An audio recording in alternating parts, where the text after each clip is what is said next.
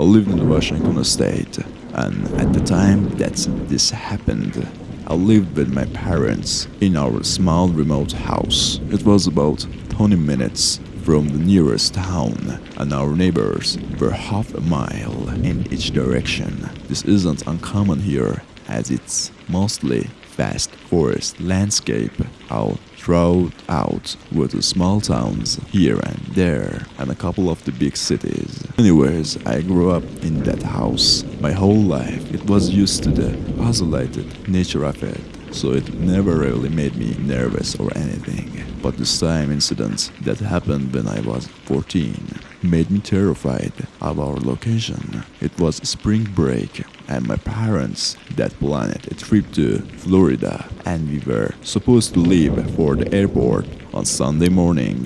However, there was a compilation at my dad's work that happened a couple days before. So unfortunately, we had cancelled the trip. To make up for it, my parents took me a water park on Sunday. It was fun, but I was still upset that the trip had to be cancelled. We were there for maybe 4 or 5 hours before the strongest storm was seen heading our way. It was coming in quick, so pretty much everyone at the pool started packing and getting out of there. By the time we got home, the storm had completely come down on us. The rain was intense, and the thunder and lightning was frequent, but this is where things started to get strange. We pulled into the driveway and immediately noticed that the garage was wide open. My dad assumed that he had just forgotten to close it, or maybe the sensor got caught on something on the way down and stopped it. But my mom says she was sure that she saw it close fully on her way out. There didn't seem to be anything else unusual though, so we all got out and made our way inside. My mom pressed the button, closed the garage, and it closed without any issues. My parents both went to the couch and turned on the TV while I made my way upstairs to my room. The rain was coming down even harder at this point, filling the whole house with that loud rumbling sound. But halfway up the stairs, I swear I heard something moving in the hallway. I quickly continued up, trying to see if there is an animal or something, but nothing was there. What I did notice though was that my bedroom lights were on. This was pretty weird, and I knew that I hadn't even turned them on at all today, and I definitely wouldn't have left them on if I did. At this point, I wasn't really sure what to think. I thought that I had to have just forgotten about the lights, or maybe something weird happened with the wiring and they turned on. I don't know. I was still a little scared though, so I stood in the hallway for a bit before making my way over to the door.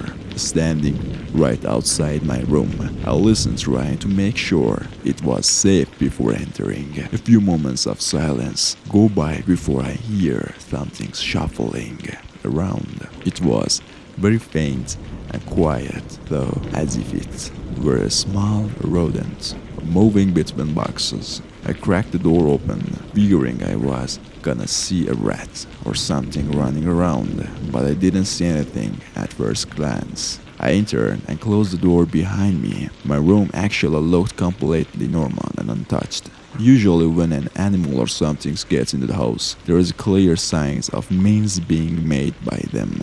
I got down my knees and looked under the bed and on the floor for any signs of animal, but again there is nothing. I got up and sat on my bed, just thinking about how strange this all was.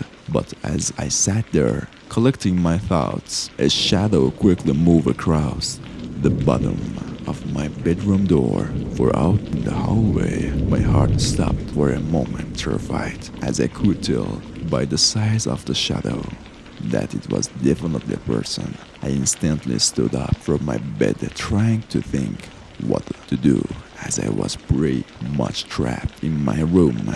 Unless I want to risk running out, I picked up my phone and texted my dad that someone else was upstairs. Almost immediately, the message showed that it was Red, and I could hear him quickly coming up the stairs. I stood by my door nervously as I listened the footsteps getting closer, expecting someone to jump him. But after a few seconds, he opened my door and looks at me concerned, and I quickly whispered to him what I saw. I think he could sense the fear in my voice, and we both made our way down the hall and back downstairs. Just as we got the bottom of the steps, a single loud thud came from upstairs, followed by hard running footsteps down the hall. We ran into the living room, where my dad picked up a small bat he had been laying in the corner, but the footsteps were heard sprinting down the steps, followed by the front door swinging open. We turned the corner and looked the door wide open with the man in the distance running away. My dad called 911 and they came almost 30 minutes later due to the location of our house. They talked with my parents and even asked me a few questions and searched around for a little bit before leaving. As far as I know, they never found the guy, but the general idea of why it happened was because someone knew that we were supposed to leave for vacation on Sunday morning. This is pretty unnerving, as it means that's very likely that the person who broke into our house is someone our family knows and talks to. It really makes you wonder who your true friends are.